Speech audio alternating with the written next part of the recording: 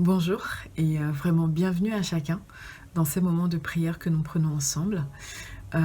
J'aimerais partager le sujet de l'équipement avec vous aujourd'hui, le fait d'être équipé, d'être enseigné par le Saint-Esprit. Euh, il n'y a pas très longtemps, il y a quelqu'un qui m'a écrit, qui m'a envoyé un mail et cette personne m'a posé une question. La personne m'a dit, mais que s'est-il passé dans la vie de Jésus entre l'âge de 12 et de 30 ans? Bon, vous savez, ça c'est une question très intéressante. Euh, voilà, beaucoup de biblistes, de personnes se sont penchés dessus.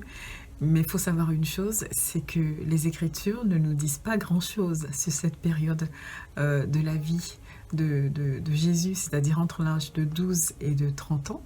On n'a pas d'informations sur ce que Jésus a fait. Et donc, j'ai répondu très simplement à cette personne, avec cette réponse je vais dire, voilà, c'est ça. Il n'y a rien à dire, rien à ajouter. Mais par contre, je pense que chacun de nous suppute un peu de ce qui a pu se passer à cette période de la vie du Christ. Chacun peut imaginer des choses, on peut penser à des choses, on peut se dire, Joseph était charpentier, peut-être qu'il apprenait le métier, qu'est-ce qu'il était en train de faire? C'est sûr, on se pose tous la question. Aujourd'hui, j'aimerais vraiment vous parler de l'équipement. Moi, je pense que c'est vrai que c'est une période silencieuse, c'est peut-être une période pendant laquelle Dieu était tout simplement en train d'enseigner son fils. Ce serait une bonne supposition. J'aimerais beaucoup qu'on puisse parler justement de l'équipement du Saint-Esprit, de l'enseignement, de l'école du Saint-Esprit.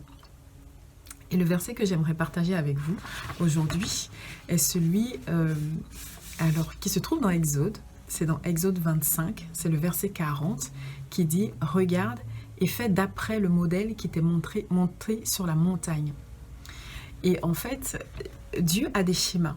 Il a des schémas et il les suit. Il a des schémas et il les suit. Donc, il y a un schéma, c'est-à-dire il nous montre la manière dont il faut faire les choses, la manière dont il a montré à Moïse comment construire la tente, le tabernacle, toutes ces choses. Dieu a donné des indications extrêmement précises sur la manière dont il faut le faire. Et Dieu aussi, vraiment, et de manière extrêmement forte, est quelqu'un qui enseigne. Et c'est le Saint-Esprit qui joue ce rôle. Le Saint-Esprit nous enseigne, il nous apprend ce qu'il faut dire, ce qu'il faut faire, comment vivre, tout simplement. Il nous éclaire par rapport aux Écritures. Et Jésus nous avait dit qu'il enverrait justement l'Esprit de vérité et que l'Esprit de vérité va nous enseigner tout ce que nous avons besoin de savoir. Tout ce que nous avons besoin de savoir. Et je voudrais vraiment aujourd'hui que nous puissions prier pour la jeune génération par rapport à l'équipement. Que nous puissions prier pour que Dieu les équipe, mais vraiment qu'ils aillent à l'école du Saint-Esprit et qu'ils acceptent la patience et l'endurance dont nous avons tous besoin à l'école du Saint-Esprit. Évidemment, ce n'est pas seulement pour la jeune génération, c'est pour tout le monde. Nous sommes toute notre vie à l'école du Saint-Esprit. Nous apprenons, il nous enseigne, nous sommes équipés pour chaque chose de la vie. Et je voudrais aujourd'hui que nous puissions prier par rapport à ça, que Dieu puisse en fait mettre cette jeune génération à l'école du Saint-Esprit pour les équiper, les enseigner pour ce qu'il veut leur confier plus tard.